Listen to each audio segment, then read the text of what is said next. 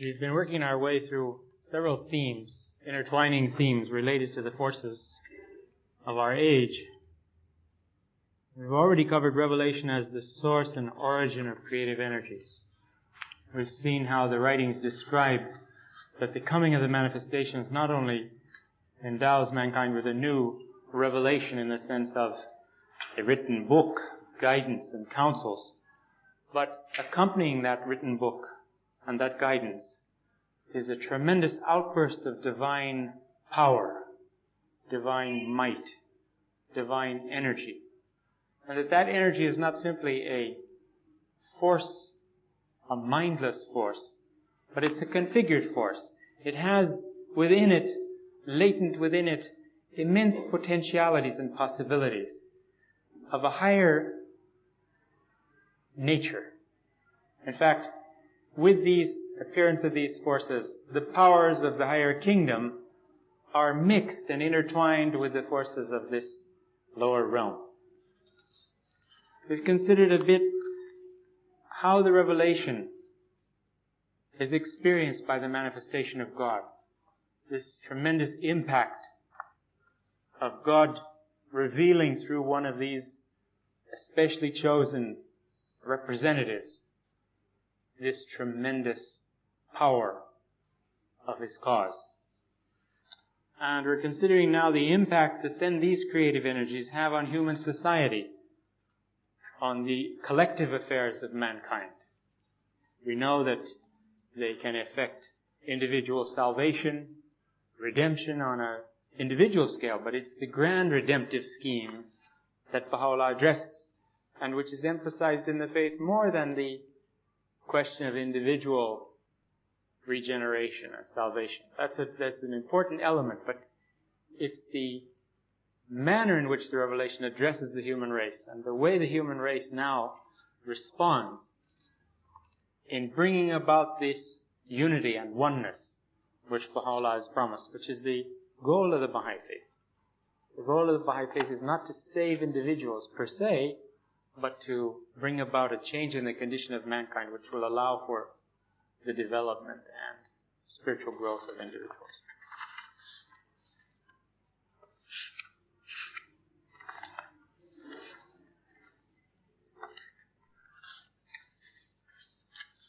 Now you'll recall we ended last week with a consideration of this quotation.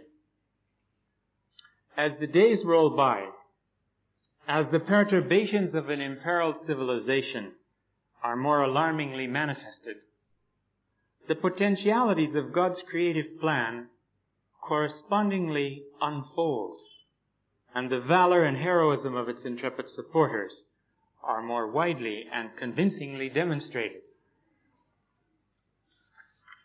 Now, back in 1931, Chogi Effendi opened a vision to us.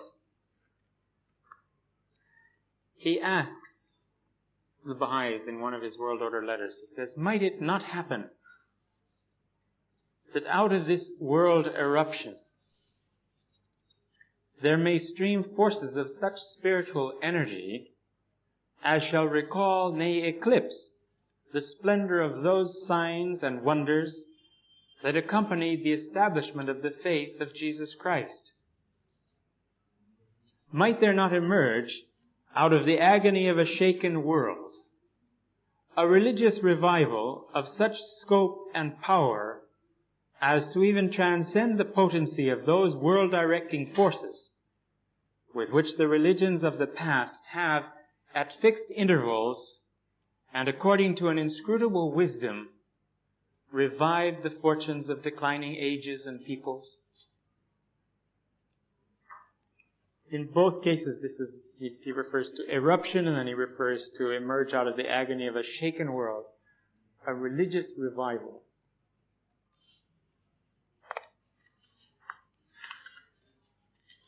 The history of the development and the influence of during past dispensations, the pattern of it is revealed just in that paragraph alone. What has happened when a manifestation appears, what takes place, what the results of it is, how the pattern of it is. He says, so he illustrates, he gives the illustration of the pattern. He says, might this not now repeat itself in this time?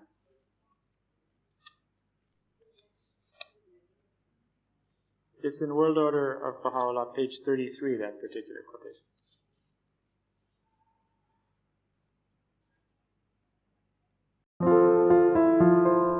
Please click like for this video and subscribe for more great content.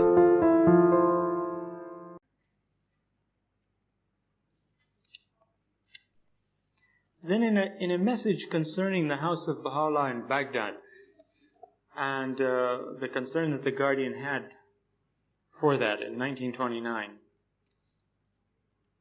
he quotes from Baha'u'llah's tablets about the house. You can look up the exact words that he's quoted. They're found on page 165 of Bahá'í Administration.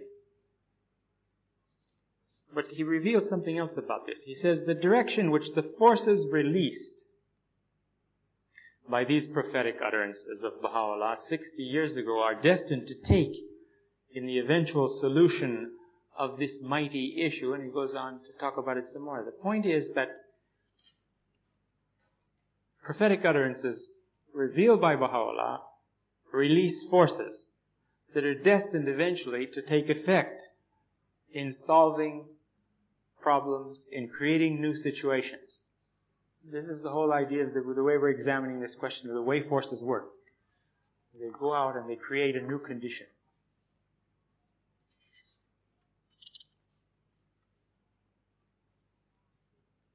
To the American believers, he wrote in 1940, the disruptive forces associated with humanity's world-shaking ordeal. Remember, this is now the Second World War has started.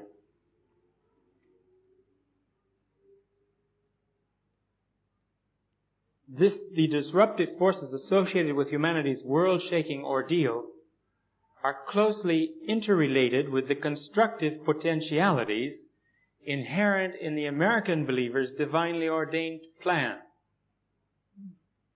We see this close linking the Guardian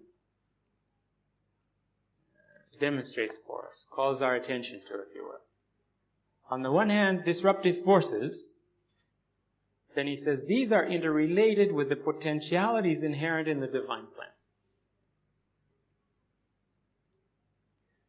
Then he says both are directly hastening the emergence of a spiritual world order, stirring in the womb of a travailing age.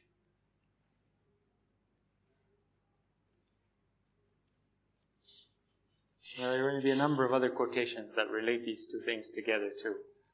And what we have here, without it being called that, it seems to me, is the major plan of God and the minor plan of God, which Shoghi Effendi explains in other messages, that this major and minor plans of God. One, the major plan of God is, Baha'u'llah is the author of both plans, and he directs their operations. But the one takes place in a chaotic, unorganized, unforeseeable manner in the theater of the world on a global scale. And we can't really decipher what's going on. I mean, we know the general direction.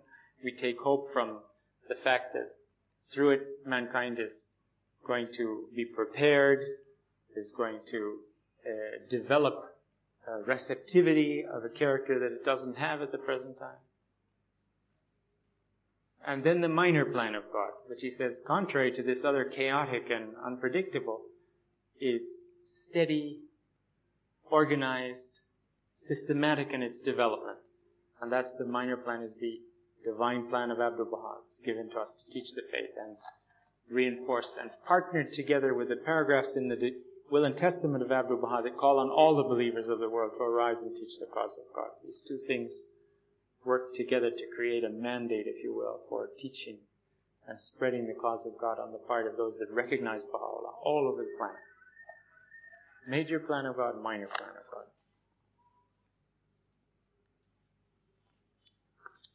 There's a whole lot of ideas here already. Maybe someone wants to comment on them or ask something about them. Do you have something you'd like to say?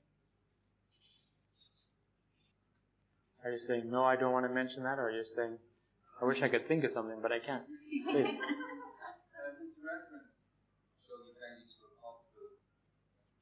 It doesn't specify, but it could be. We noticed that in the process of the people, for instance, in the East coming out of the difficulties that they've suffered all this time, they're reaching for religion of all sorts. And in a sense, they'll experience disappointment with the older dispensations because they don't have the same capacity, obviously, that the revelation in this day has to address their needs. But they may work their way through a quick progressive revelation pattern to find out where the faith is. It's interesting how receptive the people of Albania are. We were just hearing more news. They're coming in. More and more believers. Now 80 believers in Tirana. And 2 other large groups in the country. In secondary cities. And they had a public meeting there just recently. I think 125 people came to the first public meeting. And this included lawyers and professional people, professors in the university. 35 out of the 120 became Baha'is that night. So that gives you some idea of the receptivity of people. The country is 60% Muslim. But, of course, the teaching and understanding of religion has been suppressed for decades. So the Muslims are not really very well educated in the faith. But they want to hear that you believe in the Quran. And it's wonderful to be able to, for the first time in a Western teaching situation, to say, we believe in the Quran. Oh, good.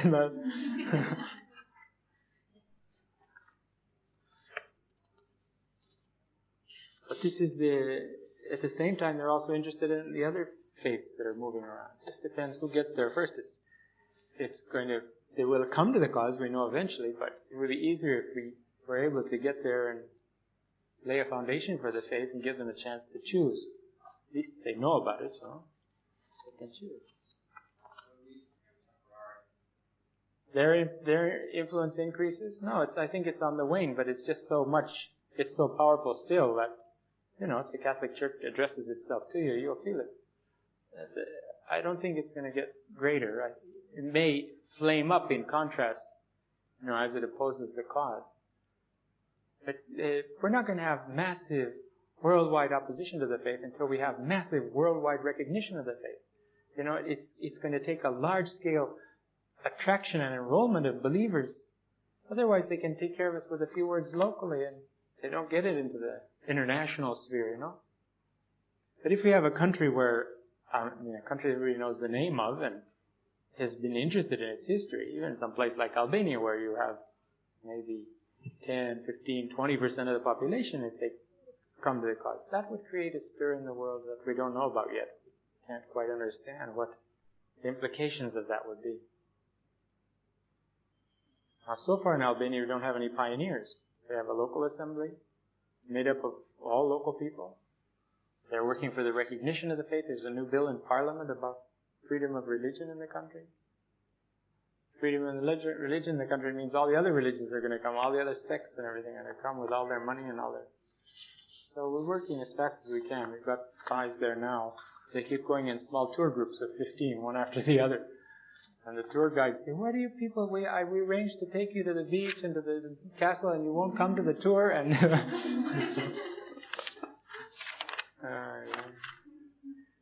they're cooking other things.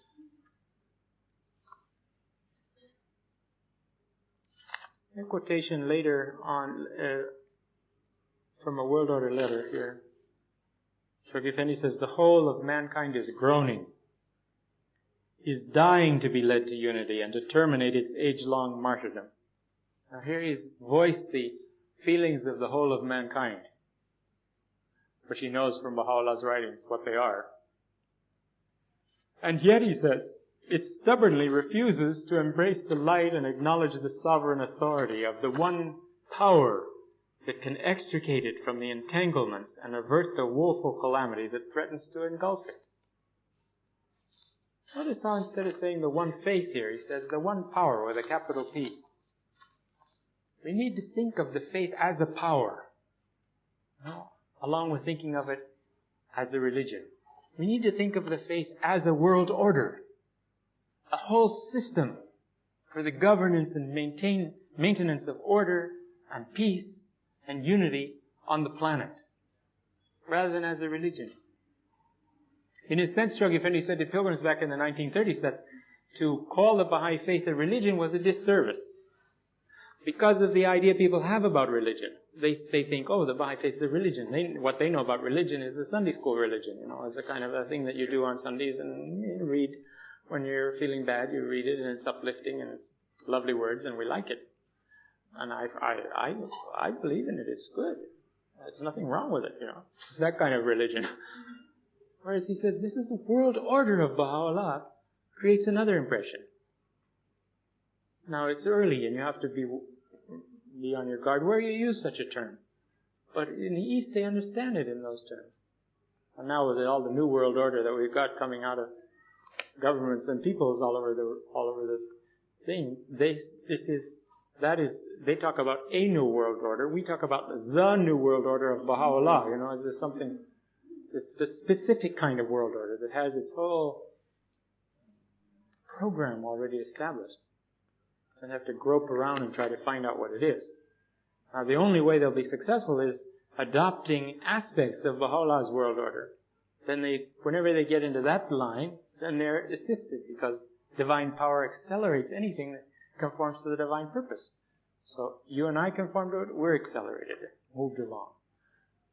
Some social innovation conforms to it, it gets accelerated and moved along, energized. In strange ways that people don't know why. That's World Order, page 201, that last quotation. Then again in 1940 to the friends in America, he wrote, this is a very revealing quotation here too. Excuse me. As the administrative processes expand, as their operation steadily improves, as their necessity is more fully and strikingly demonstrated,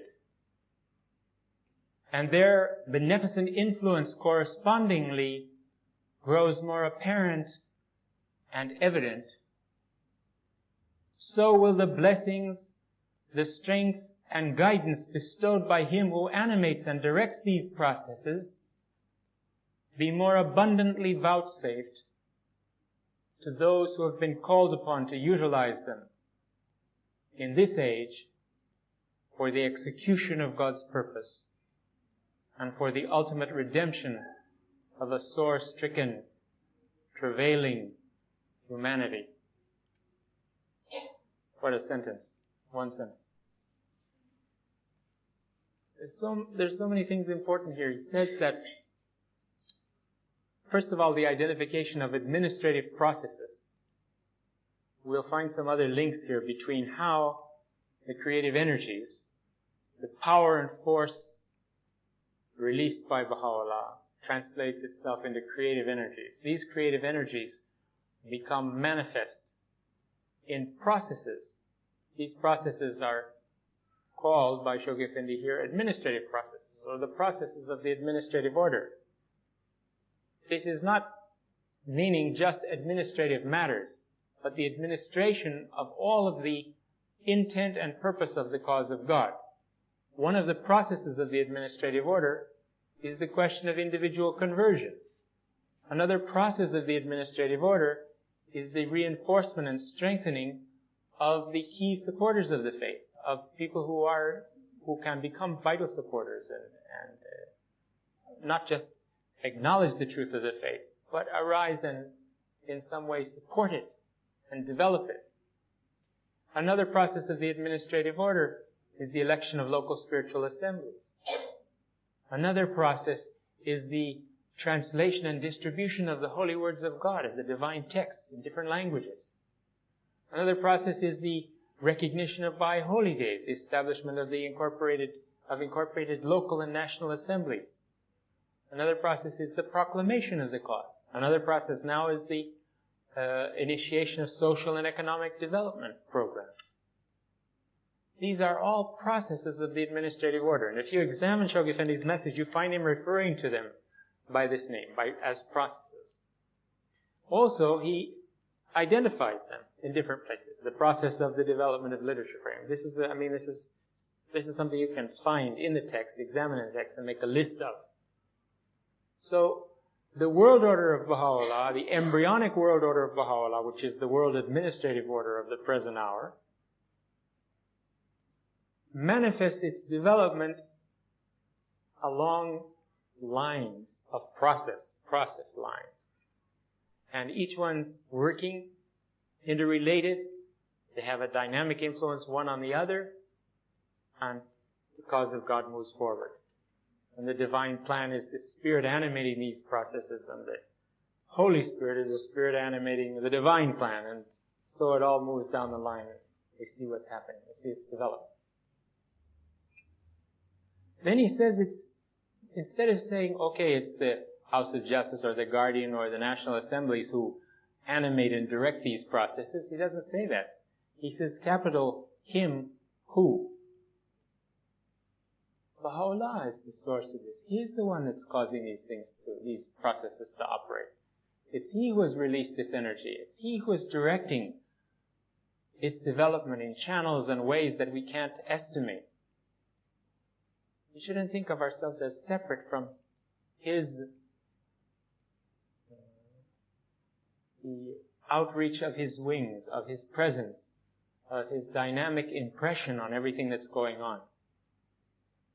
And Shoghi Effendi refers in the message also to his supreme commander, to Abdul Baha, who's directing the forces of light and the army of light. So you have to think of these holy figures looking down on everything that's being done. And Shoghi Effendi often in his messages says that the central figures of the faith, beholding your actions from on high, applaud your efforts and rejoice in the kingdom at your services. Now, this is also affirmed in different talks of Abdul Baha. We cannot see the other world. We generally don't see the other world. Sometimes we might have a peek or a sniff. As he says, if divine fragrance reaches us and we're moved and stirred by it, well, that's possible, but not always, not at your beck and call anyway. But from the other side, he says that the souls observe us and can perceive the friends. And particularly are interested in their loved ones, in those that they love and care about and know, and those that are serving the cause, and those that are performing deeds in the path of God. These are the object of their interest and of their prayers and of their hopes. And he says that from that side they perceive us in terms of the state of our souls. That's how they tell how we're doing, Like Baha'u'llah says, in that day you will be judged by your brows. It will be written on your brow, whatever you are. It will be clear enough to see. And he says, when the soul is in a state of attraction and is radiating, the souls in the other kingdom rejoice. Because they see that soul is in the image and likeness of its maker, and it's shining with the lights and qualities of the names and attributes of God that constitute the very foundation of creation. But if, on the other hand, it sees a soul enshrouded in mists and surrounded by clouds, then they pray for that soul, that it could be released from this oppression, so that it could become a fresh fountain of crystal light amidst the peoples of the world and amidst the friends. We don't see it. They see it. They see the operation of these forces. We need to witness the effect. We witness the effects of unseen things, invisible developments, in outward manifestations.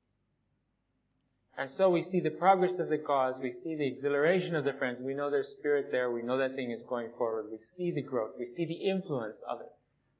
It's like you can't really see the wind, but you see the influence of the wind, because all the leaves on the tree are shimmering and moving in the sunlight when the breeze blows through it. There are certain things that we know by their effects in this world. This is one of them. The effect and influence of Divine Spirit. I'll read that sentence again and we'll go on. There's a few more sentences in that same passage. Or one more. As the administrative processes expand, this is a tremendous promise too. He's telling us that what's happening here is that as we go forward and this thing becomes more complex, we're going to have greater outpourings of blessings and bounties and guidance. it's part of the potential. As there are more Baha'is, as there are more institutions, then the whole operation of these forces becomes clearer and more dynamic. As the administrative processes expand, as their operation steadily improves, it's another thing we always say. From time to time we complain that the administration doesn't work the way it is. Getting too bureaucratic. It has its way of curing itself. It hurts us a little in the process because we're usually the ones that are making it bureaucratic. So we get pinched and pulled and twisted until we wake up and say, there's a better way to do this. As their operation steadily improves, as their necessity is more fully and strikingly demonstrated, and their beneficent influence correspondingly grows more apparent and evident, so will the blessings, the strength, and guidance bestowed by Him who animates and directs these processes be more abundantly vouchsafed to those who have been called upon to utilize them in this age for the execution of God's purpose and for the ultimate redemption of a sore, stricken, travailing humanity.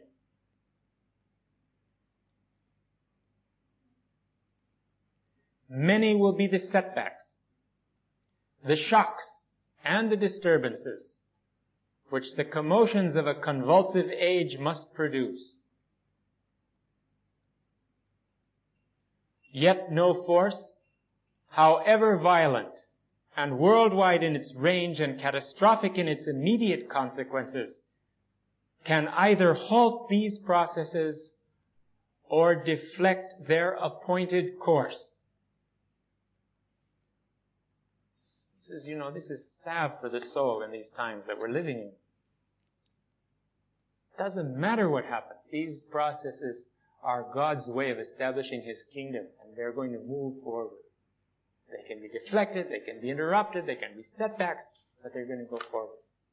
Ultimately, along the course appointed for them, a fixed course appointed for them. Sometimes by our own unwisdom, we can slow down some of these processes. Some of them speed up.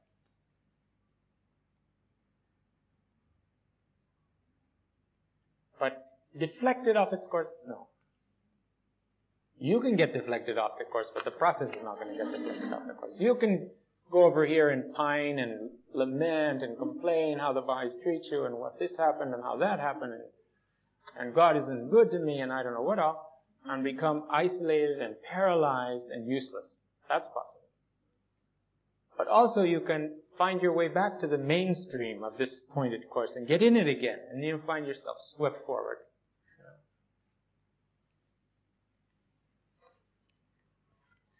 That's 15th of May 1940, that particular. It's one of the key paragraphs in this consideration.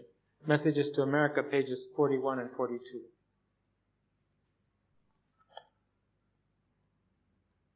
Now there's a quote here from The Advent of Divine Justice, page 86.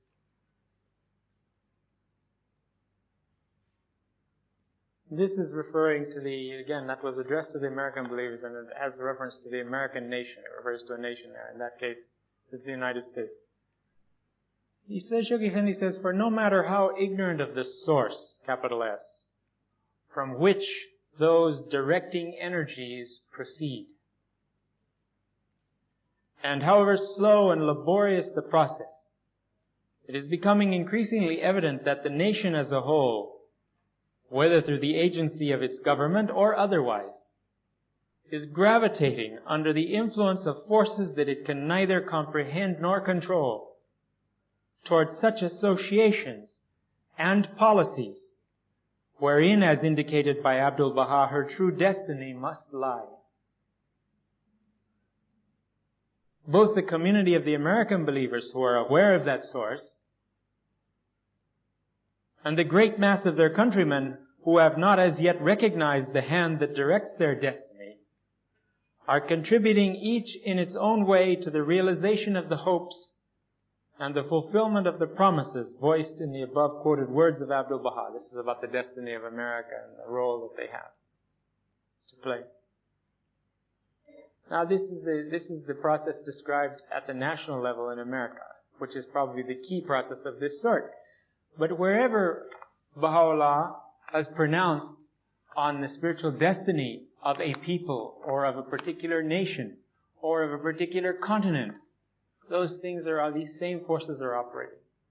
They're gradually, the Baha'is, aware of the source of that confirmation, that promise, that intended destiny, are linked together with the peoples and their governments and other agencies who, unbeknownst to themselves, are beginning to align themselves to the destiny that's been established for them by the holy texts. It magnetizes them, it attracts them in some mysterious, invisible manner, and you see them beginning to play their role. You can see this in the I think right now, the example of the moment is how Italy has arisen to assist in the spiritual development of Albania. Germany has its hands full. It's been assigned Albania, but it's asked to have Italy collaborate. Italy's asked if it could collaborate. And now there's a tremendous passing of authority from the German NSA to the Italian NSA. Go ahead now. Publish literature, go teach, organize it, and get it running. Because Germany's faced with the development, for example, of Poland. It needs to take care of now. In the meanwhile.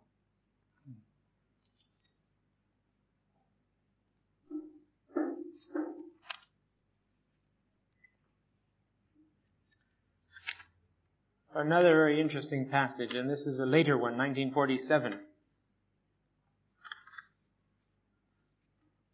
Shoghi Effendi writes, as the international situation worsens, as the fortunes of mankind sink to a still lower ebb, and the momentum of the plan... There's no and. Let me read it again. As the international situation worsens, as the fortunes of mankind sink to still lower ebb, the momentum of the plan must be further accelerated. Mankind sinks, the Baha'is have to try harder. They have to move the work faster. And the concerted exertions of the community responsible for its execution rise to still higher levels of consecration and heroism. So we see, as the shades of night descend, the Baha'is have to assume their destined role in the reorientation of society. And they will be vouchsafed the assistance they need to match the darkness with corresponding light.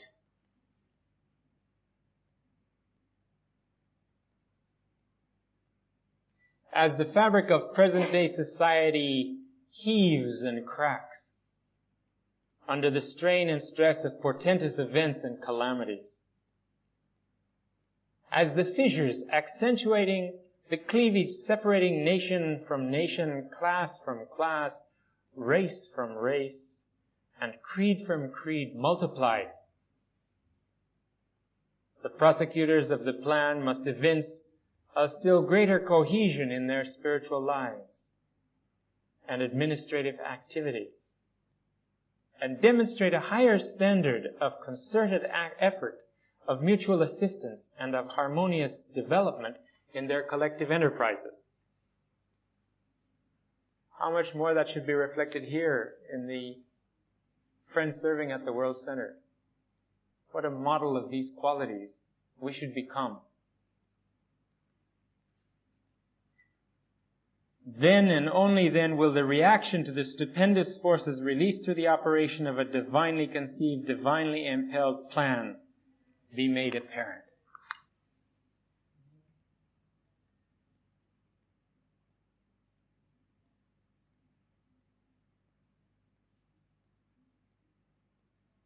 That is when the Baha'is evince a still greater cohesion in their spiritual lives and administrative activities, demonstrate a higher standard in their effort and of mutual assistance, harmonious development. Page 43 of Civil Affairs.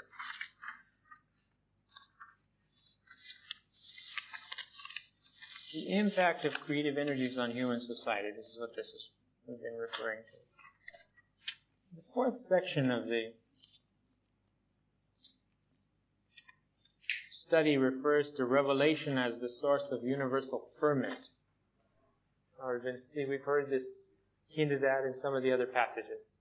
There's some repetition here. It brings back, it focuses from this angle. You can look at this whole question, this whole pattern or development from different aspects. And these are a few of the facets of the whole truth that we're trying to see about operation of divine forces. Now, do you have any thoughts that you'd like to say or questions? Please.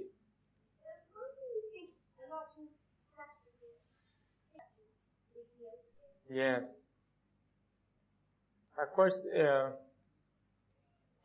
this is part of it is human administration, bad human administration. Where you're saying you're having people starving to death and that the crops haven't been developed and there's been no provision of water in areas where they needed it to be able to produce agricultural products. So part of it is a result of human misadministration, which has to teach us something along those lines. But sometimes there's other things besides drought. Now, some of the drought's been produced also by ecological disasters that have been the result of human actions too. Sometimes there's typhoons. I'm sure I don't know how these things operate. It's mysterious, but there must be laws connected with it. There must be something connected with it. At the same time, Baha'u'llah says, my calamity is my providence. So sometimes, these things can... if you think of the Eastern countries, how oppressed they were for decades. You can't imagine what is the meaning of it for a person that's gone into that. It was a 40-year-long nightmare, so to speak, and they died after 30 years. You say, well, where's the justice in this? But God is able to recompense all matter of inequity. And if He is the just, He's going to have to recompense it in some manner, It's according to His own promises and laws. So the things we suffer here, ultimately we see them as suffering, but perhaps the souls, after they have reaped the reward of their human existence, see it as an advantage. Dunbar talks about the special blessings connected with soldiers who die in battle. They have no cause of their own, they're caught up in something like this. And their lives are snuffed out. He said there's all kinds of laws related to it. He says this in some answered questions. Or of infants that die at birth or illnesses in early childhood. But it's mysterious to be able to fully answer the question. Not even the scriptures answer it. They give some hints, but they don't give full answers. I suppose if the housing wasn't so good in England, when they'd have one of these really freezing blizzards there, everybody would die too. Lots of people would suffer. It's already very dangerous as it is. Some of the areas of the world, things are developed to a degree where the people are more protected. And then last week, I think we were talking a little bit about the interaction of people's moral qualities and outward manifestations, the environment itself, what kind of interactions there might be there. There's some hints in the writings to that, but it's mysterious too. Someone back here had a question. Ivan, was you on it? It seems like the oldest line is the travel around the Pacific.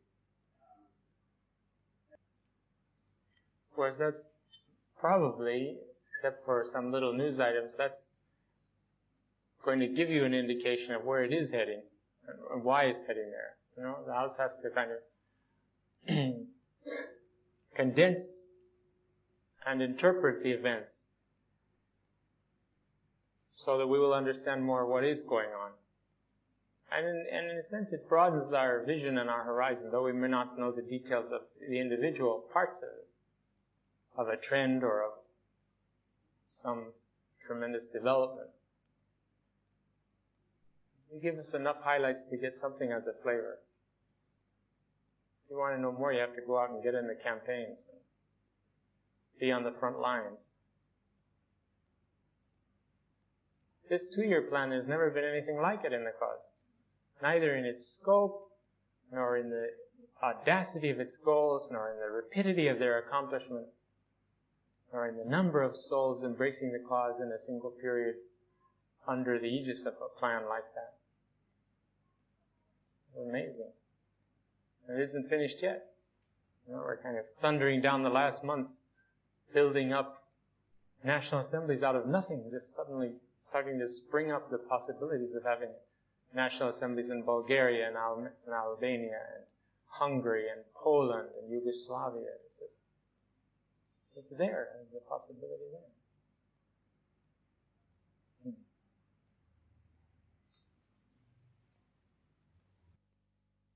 Take a poll. Will the people in this room who are planning to go to Romania in the future raise their hands? Pretty good percentage. Oh, good. This side of the room has got somebody. I don't know.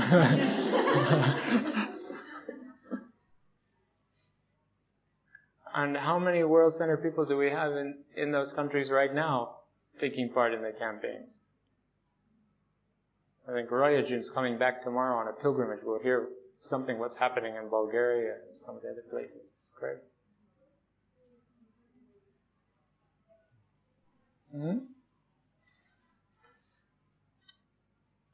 I think that's the best way to relate it. I mean, it's become a suggestion and an urging. It's wonderful to go to. The other countries need help too. Maybe if Ria Khanum had gone to more than one country, she would have had more to say on the subject. But she went to Romania, she could truly see the need there. And she has stressed it. Now we see that the receptivity, the Romanians that have gone to Bulgaria say that Bulgaria is equally or more receptive than Romania. And the counselors say Albania outstrips them both. It's just, can't compare it.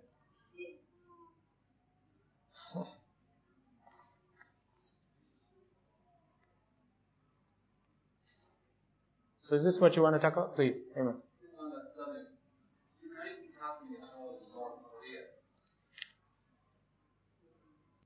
Korea? Not very much. Some Baha'is have gone in and out, but they've still, they're still kind of hermetically sealed. It's not. Some Baha'is are doing business, which is one way of getting in and out. They're doing business through Beijing with firms and things in North Korea. And one of the South American countries, a number of North Koreans became interested in the faith because of programs to take care of their youth who were in school there on the part of Baha'is. They were nervous, but they were also pleased with the result of the influence of the faith on the young people. I mean, there's a certain sincerity in some areas of this thing. It has its facets of brutality and limitations, but there's a kind of idealism in some quarters to produce something new and good. And I think this is what's now making the people so receptive. They've been told there's a system and there's got to be some way to have this equity and justice and so on, and then they found that the system they have doesn't work. So they're looking for something else to do that particular job. And maybe it's for that reason that they conceive the faith in such a broader sense than normally we do in Western countries. Yes. How is the relationship with the government? The Baha'is' relationship? Yeah. No, it hasn't. But with individual and important and prominent Chinese, the faith is moving ahead. And many of them are making private enrollments outside of China and going back to China. But it has to all be very discreet in the sense that, it's still, there's not enough known about the faith and what it's doing, I think, in the highest quarters there's still an interest in retaining the whole machinery of communism there. So one has to wait and see what's going to happen. It's not easy to move ahead too quickly, and doesn't seem to be the wisdom of the moment. The attitude of some other religions in that country is...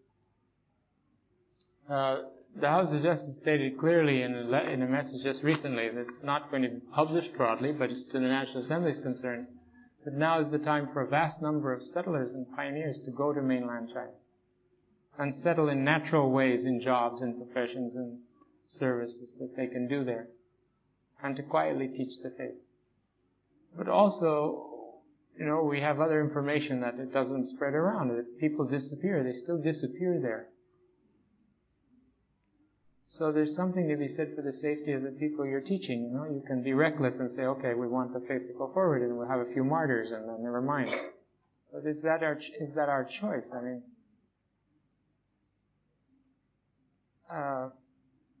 we also know of constraints and of where the Baha'is have been called in and checked by authorities.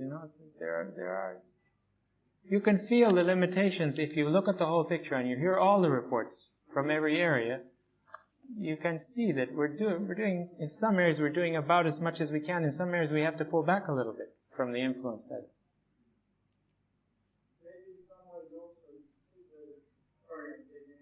No, it's a good subject. It seems that society. Yes. It may well be part of a process too. I mean, everything is working towards the ends of the faith in one way or another. It comes out that way. In Latin America, I remember areas where Baha'is wanted to go and teach in Catholic villages, they couldn't. They would go there and they would start teaching the faith and saying what we need is unity. They said, we have unity. What are you doing coming and destroying it? I'll throw rocks at you. So you went again. You left. Then the Christians went in there, the evangelists, and they started in. And they got stoned and they got beaten up and their houses burned down. But they got believers because they stayed and they insisted. When the Baha'is go back now, they say now the disunity that exists in Christianity, we have to do something about it. So there's something about, in fact, we noticed also Baha'is that come from an evangelist background in Latin America are much stronger as Baha'is generally than the Catholics are. Whereas in the United States you find oftentimes Baha'is of Catholic background are stronger than people of Protestant background when they come into the faith. Because they're a minority and they've had to struggle to keep their religious identity, against the majority that opposes them. Or has a prejudice against them in any case. The result of that is that you get, like you say, fibers are strengthened, and maybe that's the way it'll be. We'll have to see. I'm certainly not a wizard on the question of China, but something is going to have to happen to open the way for the faith there. But there are a number of forces working, and conferences being planned, and collaborations with Ministry of Education on moral education in the country. There are things that are happening that are not announced a whole lot, that are going on at high levels. And people are learning. And important Chinese outsider learning things about it. And they will be able to help solve this problem, which is mainly one of not wanting any additional doctrine coming into China, not letting anything non-Chinese into China to influence the Chinese. There's a certain core of that policy that's there. That's the one we don't want to offend too seriously. But at the same time, we have to go ahead. So we'll see what happens now. Maybe we'll get more settlers, more workers. In a natural way can bring the cause to the attention of the Chinese. Maybe, yeah. Although Hong Kong, the Baha'is of Hong Kong are scheduled for incorporation into the PRC too. So we'll see. We'll see what happens.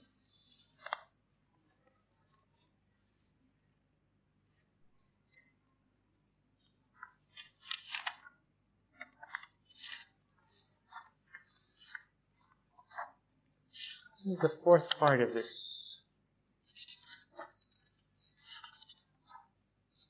collection of quotations of Shoghi Effendi.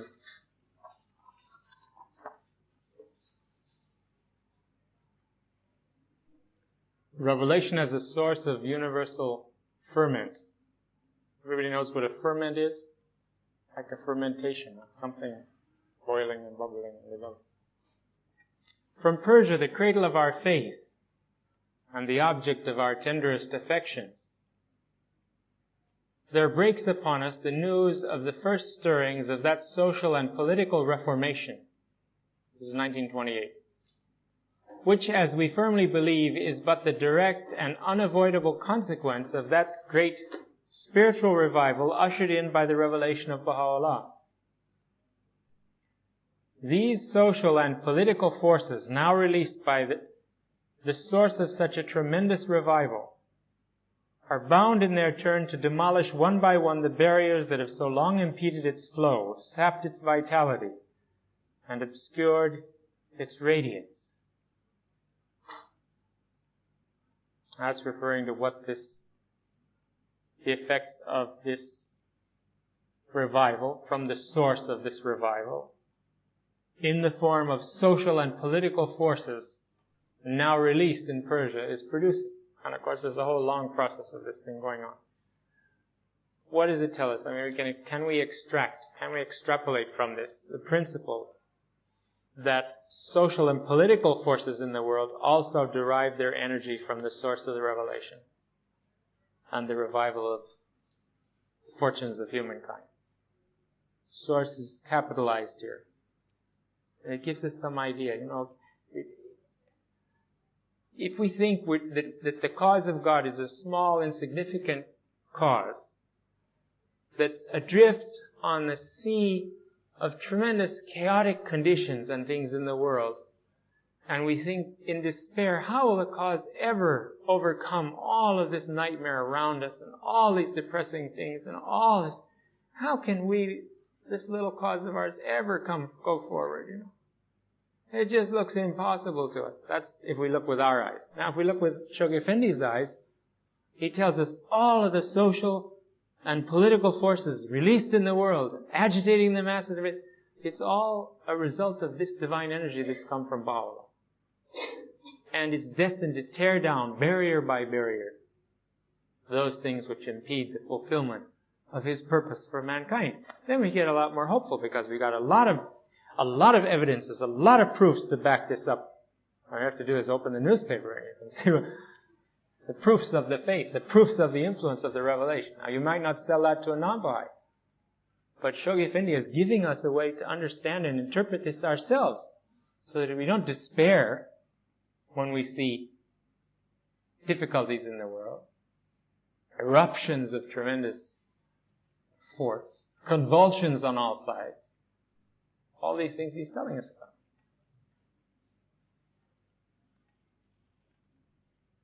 That was back in 1928. In 1932, he said, the religious crisis through which we are now passing, besides being unprecedented in its intensity, is being coupled with economic conditions of the most distressing character. Human society is today attacked by both spiritual and material forces. And under the pressure of these combined powers, the very basis of our social life is being gradually undermined, of this old social life.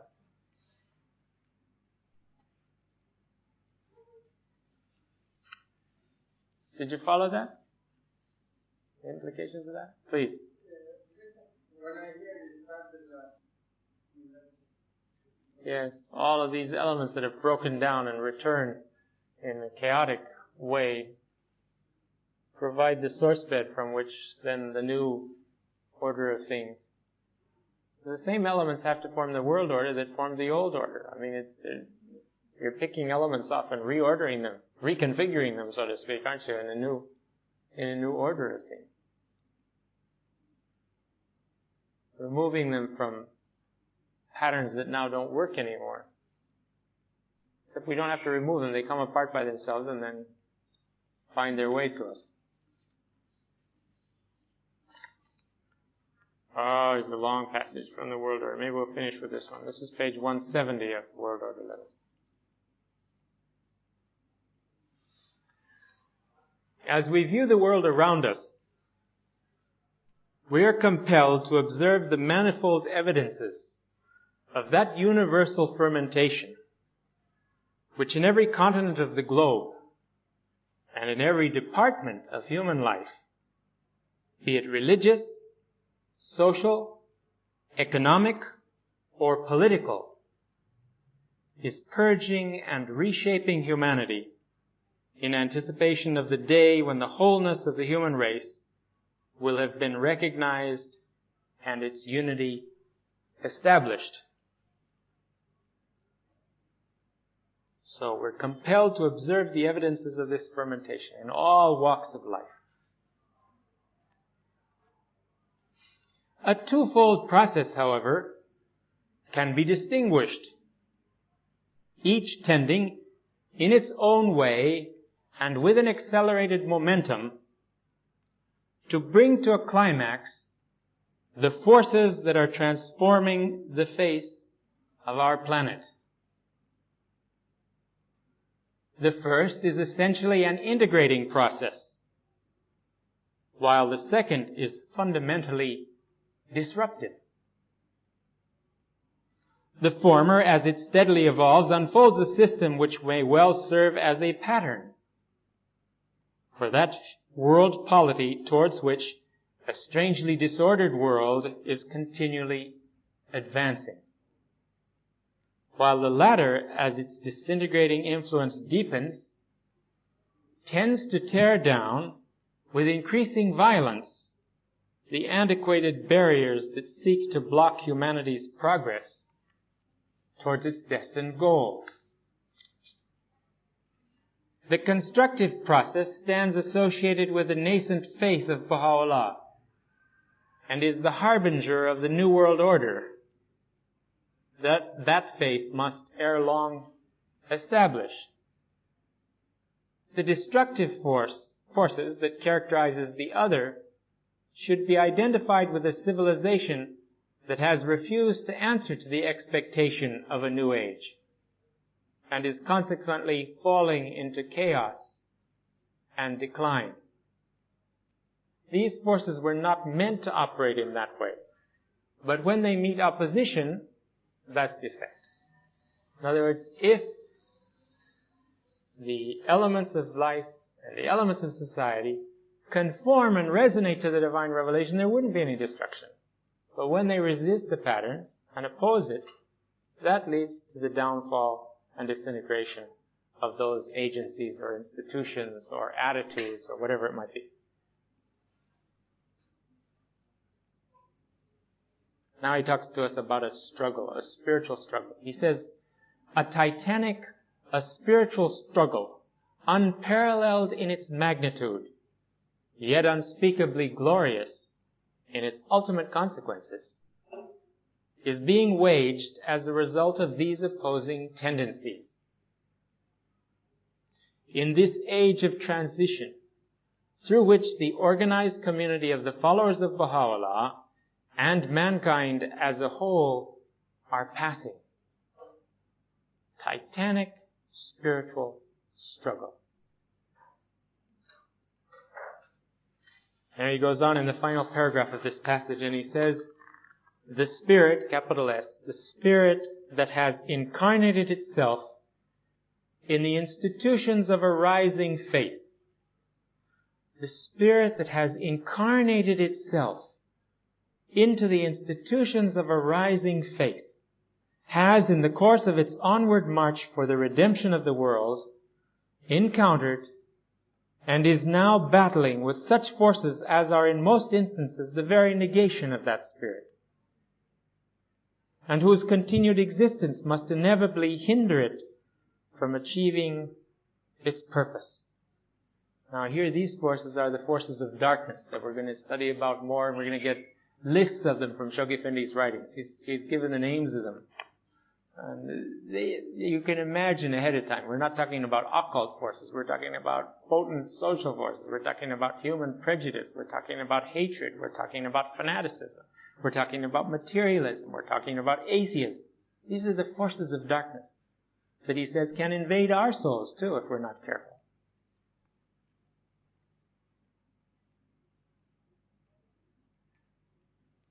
The hollow and outworn institutions the obsolescent doctrines and beliefs, the effete and discredited traditions, which these forces represent, it should be observed, have in certain instances been undermined by virtue of their senility, the loss of their cohesive power, and their own inherent corruption.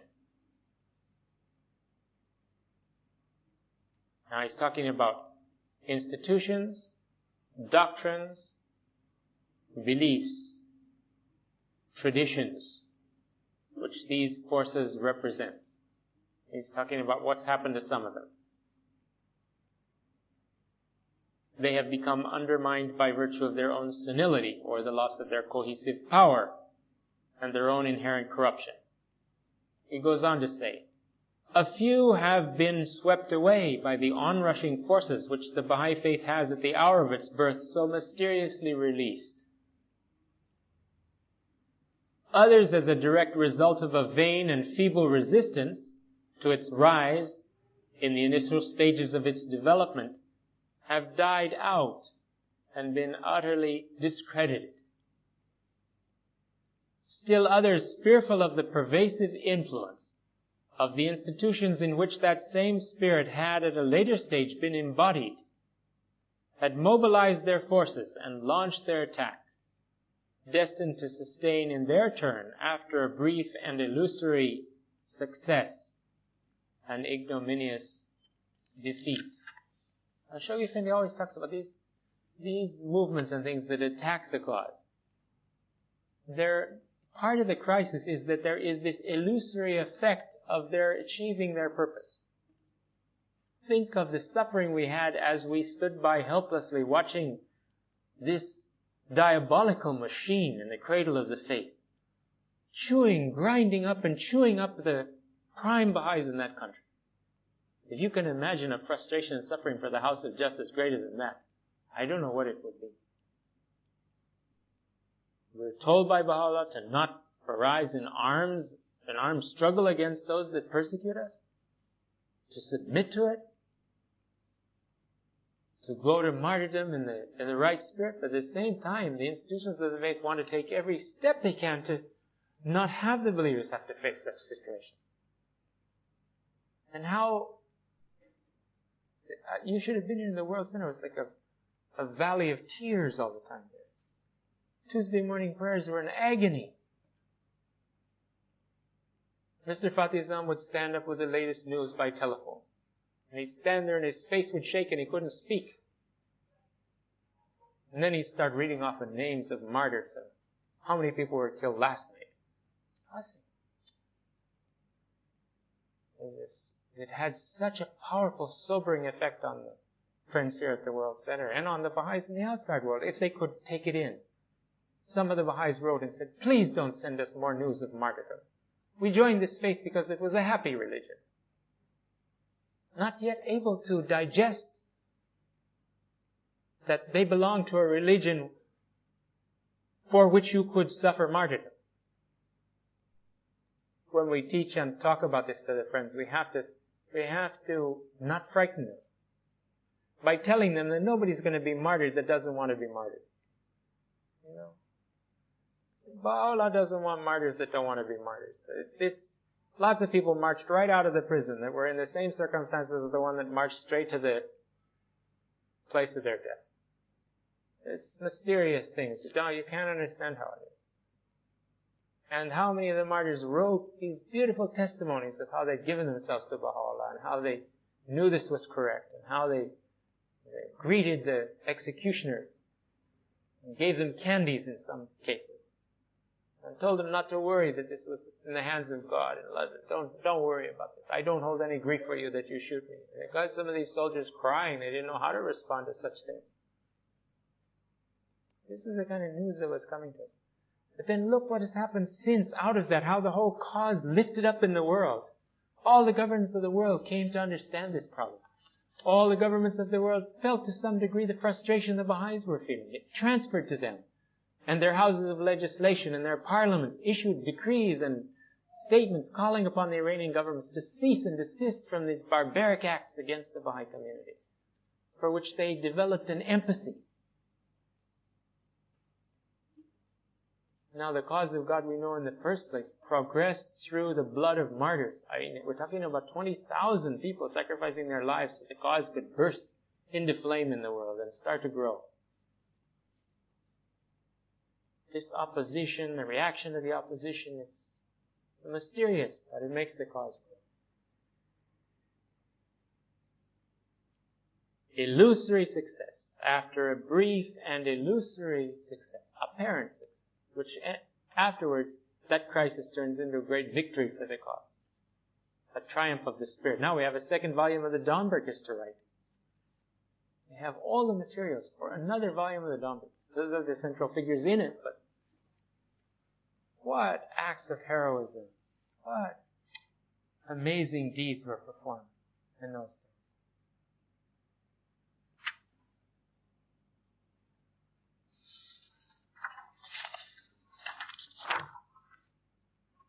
Mysterious events, those were in the cradle of the faith. And in some ways you could look back and you could have said, you never would have imagined that those people were going to arise and give their life. And on the other hand, you could say you never would have imagined that those people would have hidden and run away from it. This strange shifting and sifting of the Baha'is of Iran took place in it. God indeed acts in mysterious manners and ways. I don't mean to criticize people who escaped in general, but some people were not there at the hour or didn't come back, and others flew back to the country instead of going out of it. We don't know what works in people's souls. We don't know the destiny of all of them, but it's a very mysterious process. Very mysterious process. And with each, the elimination of the heads of the faith there, those who were serving, outstanding capacities, outstanding teachers, the more they were mowed down, the more a next rank came forward and took this thing. So that the NSA of Iran was annihilated one evening. And the next day there was an announcement from the NSA of Iran about it. This had them crazy, How come? Because it was created in such a way that the elections and there were substitute assemblies to step in. As soon as one assembly disappeared, there was another 9 there ready to go, or however many needed to go into that. And they had their secret ways of meeting and so on. All of this stopped because, for some unknown reason, the government suddenly passed a decree that the Baha'i faith was illegal. Now, they'd never said that because they never would pronounce the name Baha'i, But they said, this administration, we want you to stop it. And when they heard that the governor, not the Attorney General, had said this is illegal and it has to stop, the administration faith has stopped, it stopped the next day. The House announced it's dissolved, finished. Oh, if they'd known that from the beginning, they would have saved themselves some trouble. And then we announced that to the governments of the world, that we'd taken this step because they said it's illegal, and we don't go against it. We're not operating illegally. That was an astonishment, another astonishment.